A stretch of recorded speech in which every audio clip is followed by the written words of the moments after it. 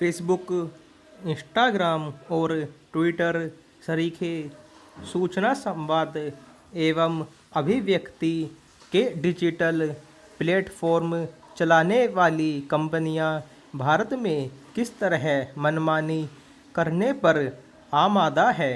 इसका उदाहरण उनकी ओर से सूचना प्रौद्योगिकी मंत्रालय द्वारा जारी दिशा निर्देशों का पालन करने से इनकार करना। इन दिशा निर्देशों के तहत इन कंपनियों को आपत्तिजनक सामग्री हटाने, शिकायत निवारण की व्यवस्था बनाने और सक्षम अधिकारियों के नाम पते देने को कहा गया था। स्थिति यह है कि किसी भी कंपनी ने किसी निर्देश का पालन करने की जरूरत नहीं समझी।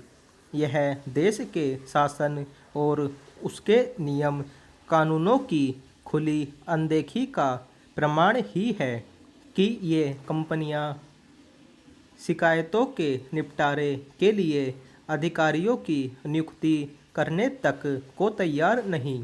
कायदे से मंगलवार तक सूचना प्रौद्योगिकी मंत्रालय द्वारा जारी दिशा निर्देशों का पालन हो जाना चाहिए था, लेकिन ऐसा कुछ नहीं हुआ।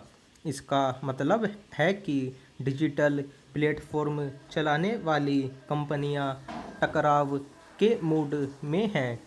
इसका संकेत इससे मिलता है कि उन्होंने यह बताने की भी जहमत नहीं उठाई कि वे ऐसा क्यों नहीं कर रही हैं। उनके पास ले देकर यही बहाना है कि वे अमेरिका स्थित अपने मुख्यालयों के निर्देश की प्रतीक्षा कर रही हैं। यह भारत सरकार की आंखों में धूल झोंकने की कोशिश के अलावा और कुछ नहीं, क्योंकि ये कंपनियां यूरोपीय देशों के समक्ष न केवल नतमस्तक हो जाती हैं बल्कि उनके कानूनों के हिसाब से संचालित भी होती हैं। इसका कोई औचित्य नहीं कि कोई विदेशी कंपनी भारत में काम करे लेकिन भारतीय कानूनों का पालन करने से साफ इनकार करे। यह एक किस्म की दादागिरी है और इसका सख्त जवाब दिया जाना चाहिए। इसलिए और भी क्योंकि इंटरनेट मीडिया कंपनियों की मनमानी बढ़ती जा रही है। बतौर उदाहरण, फेसबुक व्हाट्सएप के लिए भारत में निजता संबंधी उस नीति पर अमल नहीं करना चाहता जिसे वह यूरोपीय देशों में इस्तेमाल कर रहा है। इसी तरह ट्विटर बेशर्मी के साथ दोहरे मानदंडों पर चल रहा है।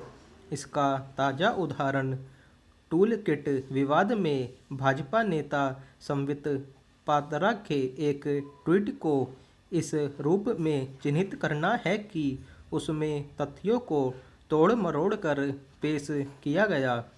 इस मामले की जांच पुलिस कर रही है और अभी यह साफ नहीं कि उक्त टूल किट किसकी शरारत है, लेकिन ट्विटर पता नहीं कैसे फौरन इस नतीजे पर पहुंच गया कि संबित पात्रा की ओर से किए गए ट्वीट में तथ्यों को तोड़ा मरोड़ा गया है।